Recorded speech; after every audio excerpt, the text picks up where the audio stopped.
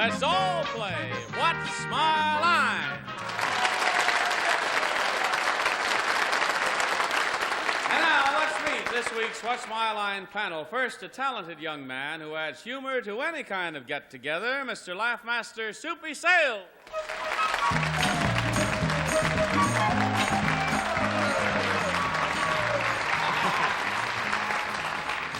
Thank you, Johnny Olson. And right now, it gives me a great pleasure to introduce you to a wonderful and sparkling, talented young lady who is the star of stage, screen, radio, and rodeos, Miss Phyllis Newman.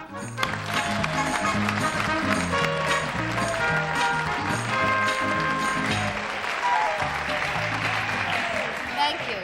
Soupy. And now I would like to introduce a young man who really has been killing them and in Washington at the Shoreham Hotel, a very funny comedian, Mr. Mark Russell.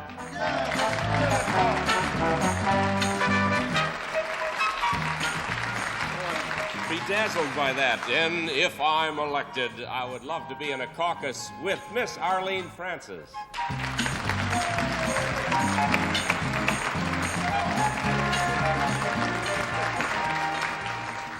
Now here he is, the pride and joy of millions, but he belongs to us, Wally Bruner.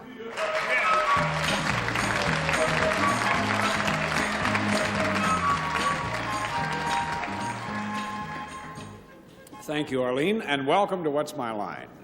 During the next 30 minutes, we have some more interesting people for you to meet, most of them engaged in very unusual occupations designed to baffle our panel of experts. And in addition, the panel will face a mystery celebrity guest just a bit later on. But now, good group, shall we begin? Yes. Good idea. Let's meet our first challenger. Would you enter and sign in, please?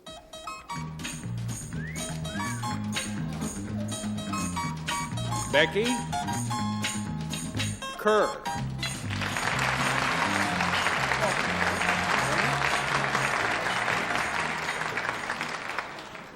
Mrs. Kerr, where are you from? I'm originally from Apache, Oklahoma, but now I reside in Sioux City, Iowa. Oh, is South 4th Street or South 7th Street still the way they used to be in Sioux City? Yes, I think that's rather unchangeable, isn't it? Panel, may I tell you that Becky Kerr deals with a product, and she is the only woman in her capacity with the United States government. Now let's show our audience just what her government job is.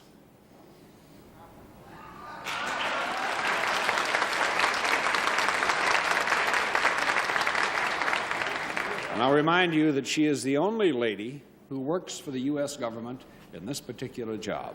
And we'll begin with Soupy Sales. Thank you, Wally. Ms. Kerr, this job that you do for the United States government, is it a job that you travel a lot in this job? Yes, sometimes. What is a lot? Well, I mean, maybe she, I don't know. You mean city to city, state to state, or country to country? She goes to a couple of places to check on this. All right, we'll accept that as a yes. Maybe she does. All right, and maybe she don't. But maybe she do. Ms. Kerr, this product, could I hold this product in my hands? Sometimes. Partially. Partially? Does it mean it would be easier if I used both hands or somebody was helping me? Is it heavy? Could be. I think in the state that Mrs. Kerr deals with this particular product, it is considerably heavy. Now, when we talk about a product, we're talking about an honest-to-goodness product, like it might be a gold bar or it could be something like that, rather than, say... It is a very tangible product. Yeah, it's a tangible product, not like handles saddles for horses and things like that. Well, saddle is also a tangible product. That's true. Yeah. It's like that. Okay. Get on with it. Get on with it. Well... Miss Kerr, this... Snappy answers there. That's right. This gives me more time on camera. Are you kidding? Cool. We don't know that? Miss Kerr, is this product, do you ever sell this product after, do you ever sell it? No, not Does she ever sell it? No. One down, Phyllis Newman. I thought he'd never end. Now, since you have to do with the government and a product, is it possible that you either okay something, license something, approve something, in that family? Yes. So then I can, in other words, if you go or if someone comes to you, there's this product and you have to give a seal of approval or something, or government inspect. Do you government inspect something? No. You don't? Whoops. I mean, in the broadest sense. Well, even though Becky is the expert and she would say no, I would say that as a layman, we would think it is in that broad category. In other words, you do something for the government that determines whether or not this can be used or not used?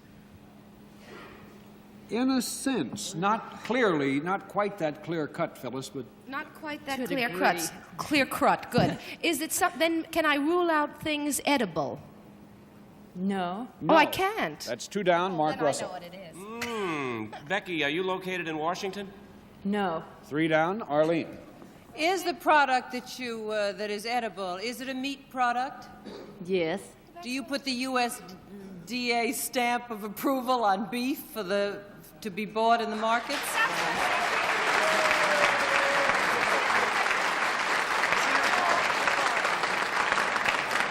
Just a minute. Arlene, that's so close, we'll give it to you. It's a bit more involved than that. Yes, No, go Phyllis. ahead, finish, then Well, I'll let me yell. tell you that she is a meat grader. She determines which carcasses are good, choice, commercial, But utility, that and was prime. precisely my question. That's what I meant. And you said, well, she's sort of. I mean, that's Not what an she inspector. does. But I'm not an inspector. But you give the thing that says good or not good, right? No, no, she gives it in different grades. I don't think You she mean really can A, reject any of double A, it. and like that? No, good, choice, prime, Oh, I see. a meat grader, not It a was meat... very sneaky, but that's all Is there a right. difference? What is the difference between an inspector and Well, a the grader? inspectors are primarily concerned with cleanliness and sanitation around the plants, both on the killing floor, off the killing floor, in the cooler, and so forth. We have nothing to do with this, but we work alongside of them.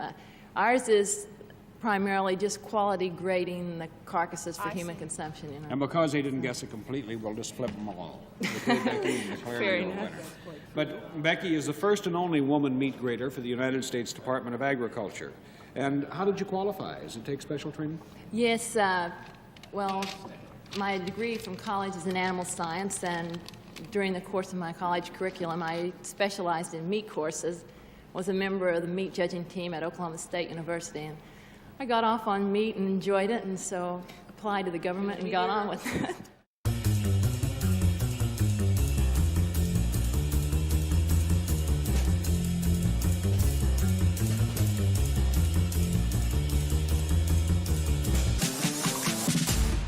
You know, I think the average American is, or the average person is a bit ignorant about the various cuts of meat, and I think we ought to try to find out and see if our panel are just as average as everyone else.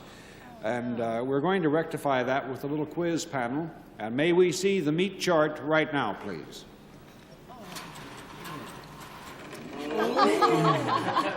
And here with the meat chart is that friendly fellow Johnny Olson. Thank you, John.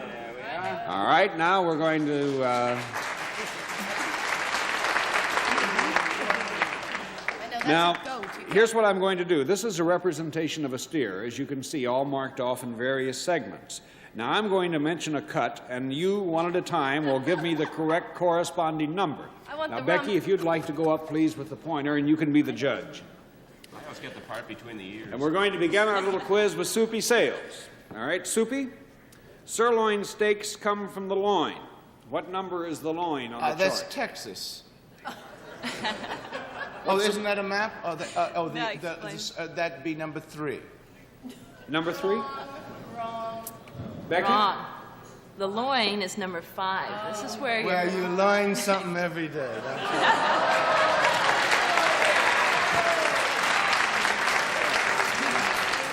All right, Phyllis, we get stew meat from the shank. Which number is the shank? Oh, the shank. It's the shank of the evening.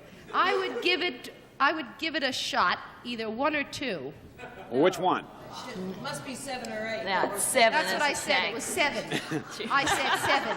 But All right, I'm Mark, trying to. you like pastrami.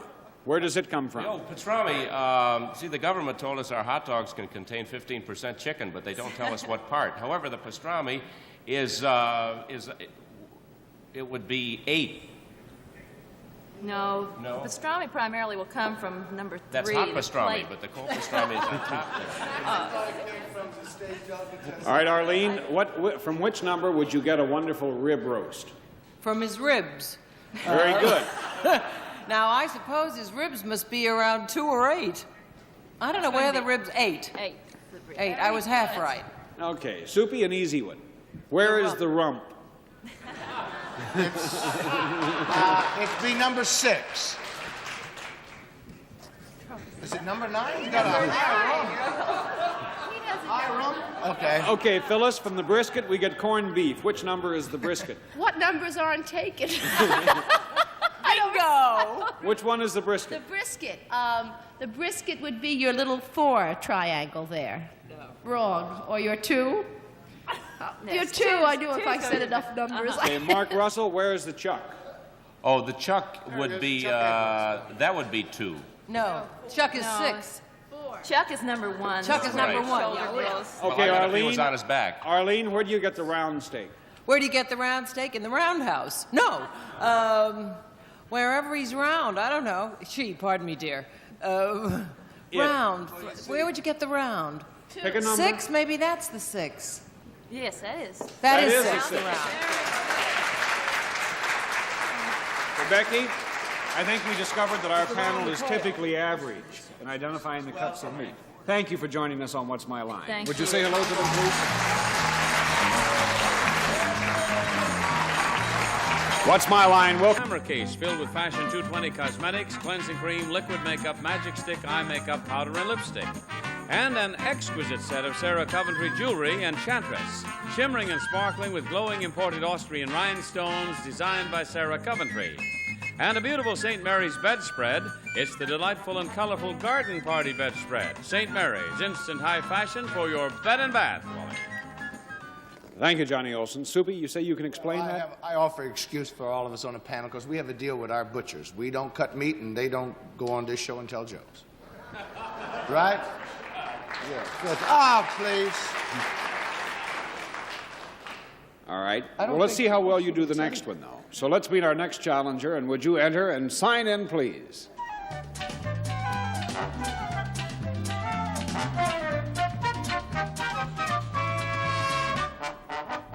Ed Kesty.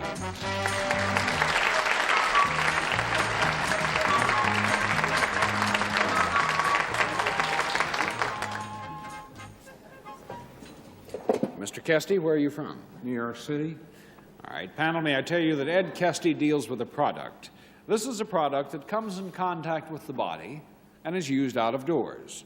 And now let's show the audience just what Mr. Kesty's product is.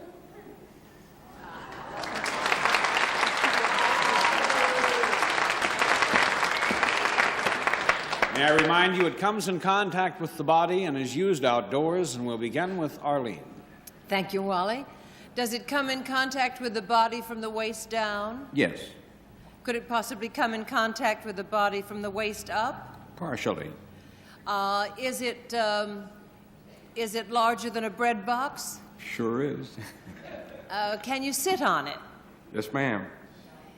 Is it found ever in parks? Yes. Sometimes. Sometimes. Is it anything like a bench, like a park bench?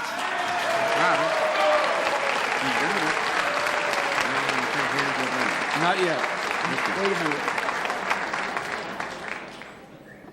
What do you think, Mr. Kesty? I think she's right on the ball. You think she's right on the ball? You think she... do you sit on park benches a lot, Arlene? That's how I happen to know it. I've often seen Mr. Kesty on a park bench. You've seen him on a park bench.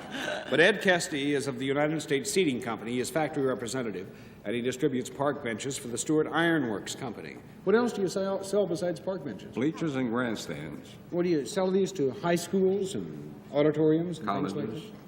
that? Racetracks. Well, is there a big demand today for park benches? Do they wear out and have to be replaced? Yes, you sure do.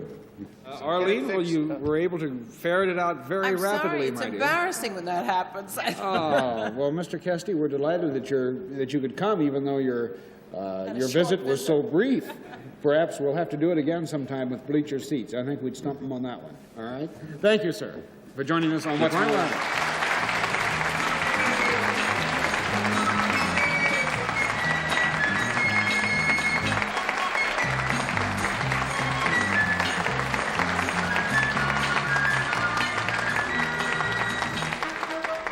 Did anyone else have an inkling of what that might have been from the very beginning? No. Yes, Mr. Kesty got very testy. That you Kesty. What did you think it was, Phyllis? Were you on I the thought same it might track? be a sled I was thinking of, you know, a child's sled. Did you have any idea, Mark? I thought he made like water wings. I had an idea. Yeah, that's what I thought. Something in sports like a catcher's protective vest that a catcher wears when he's sitting on a park bench or something. We don't like. We It's don't just like as well, Arlene. It's just as well Arlene guessed it at the very beginning. That's what it really boils down to. Well, tell me something. You do. You get a flash, right? I got a hot flash, yes. Well, And on that note, I'll say, "What's my line?" We'll continue right after this word. Truth and the Newlywed Game. Tonight, starting at 8.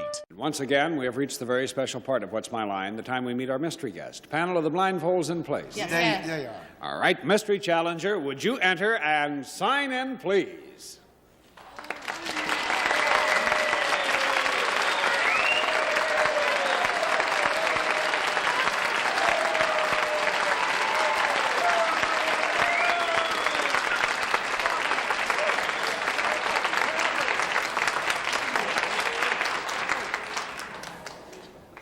All right, panel, may I remind you, it will be one question at a time.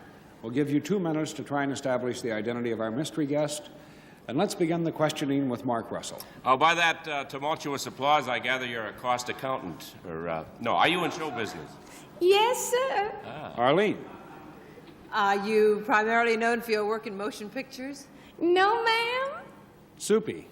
Are you primarily known for your work in television? Yes, sir, I am. Phyllis. Would I see you on television on a fairly regular basis? Yes, pretty regularly, ma'am. Mark. Do you have a weekly variety show of your own?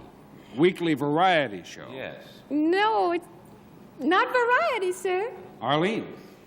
Just a story? A story? Does it tell a story, your show? Yes, it tells a different little story each week. Good. Soupy. I wish you all would pass that stuff around so I could feel like that. Is this show emanate from Hollywood? Yes, it does. Phyllis. Are you blonde and beautiful? Yes. Is it Florence Henderson? No. Mark. Oh, blonde and beautiful. Oh, I passed. There's too many beautiful blondes. Arlene. Have you ever done the Miss Universe contest? Yes, I sure have. It is June Lockhart. Oh, hello, Arlene. Hi, Soupy. Oh, you did? Oh. Hi, Phyllis. And it's now Petticoat Junction. That's right, yes, indeed. And how's Meredith? Oh, she's lovely. I'm so sorry not to see her here, but I'm happy to see all of you. But I left her back there in Los Angeles for this trip. I'm Well, sure. you go from one. She goes from one show. I remember seeing her one time when From she one wasn't on a long hit successful show. series into Yeah. another long successful series. Yes, Lassie well, I and, like to keep working. Yeah. It's important. Do they still ask you about Lassie? Oh, yes. Well, I think I'll probably always be Lassie's mother to most people. Lassie's mother? Lassie's mother, yes. Oh, is that what they call you, Lassie's mother? Yes, that's what I call myself, too. Do you know that her father, who was a fantastic, great actor, Gene Lockhart, wrote one of the great songs of all time, "The World's Waiting for the Sunrise." I didn't know that. Yes, he did. I didn't know that. Yeah, he wrote it in 1919, and we still get Royalties. royalties from it, yes. In 1919. Isn't that something? Yeah. That's a Long time ago. that's He a wrote it long when he haul. was in Canada. Well, now you've been on Petticoat Junction the last season. This is my second season Second with it, season yes. already. And of course, before that, I was in Lost in Space, in Silver Lame, Yeah. with robots and explosions. And that was great fun to do, but I'm enjoying Petticoat very much. Edgar Buchanan is a darling to work with, and of course, Linda and Laurie and Meredith. Do you enjoy doing a TV series like Yes, you very did much. several very successful movies, John? Well, I've done a lot of stage plays, too. Right. But yes, I enjoy a series very much because And Petticoat is nice. We only work 3 days a week, and that's good. Oh, boy. I like to earn money and take it easy at the same time. So it doesn't really get to be, you know, the grind. No, It's and 3 there's no days a pressure or tension on the set. Edgar Buchanan is a dear, lovable man who tells us rather off-color stories right up until the slate. I visited on the set of Petticoat Junction in Hollywood, and it looks delightfully relaxed. Oh. And everyone is, you know, it's kind of calm and peaceful, and not at all the way some of them are done. And the last time I saw Soupy, he was in the makeup room for Hillbillies. The Beverly Hillbillies. I ran into June in the makeup, I gave him a which big- was sort of reckless of me because I was driving a car at the time. They say they have to work on him for 2 days before. No, that's not true. No, they throw a sponge at him and that's it. But I gave him a good morning kiss and he Yes. was all set for the day. I've worked with June before on shows, and I just love her. She's great. Well, I agree with you, and thank you, June Lockhart, Thank for you joining very us on much. What's My Line. Thank you. Did you say hello to the panel?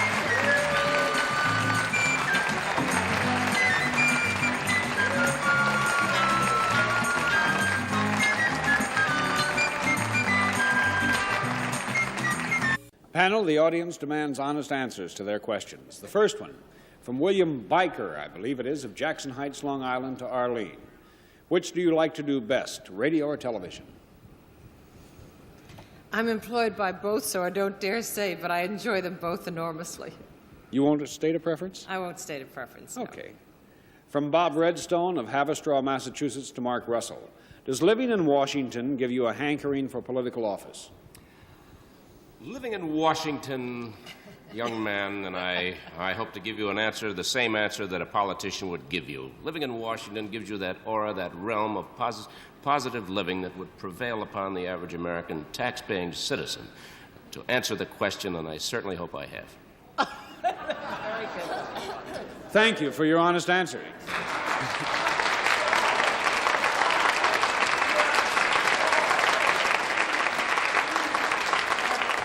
One more thing. Oh, excuse Mark, me. I No. think a little bit of that is rubbing off. But that's it for this session. Join us tomorrow, won't you please, for What's My Line? This is Johnny Olson speaking for What's My Line, a Mark Woodson, Bill Todman production.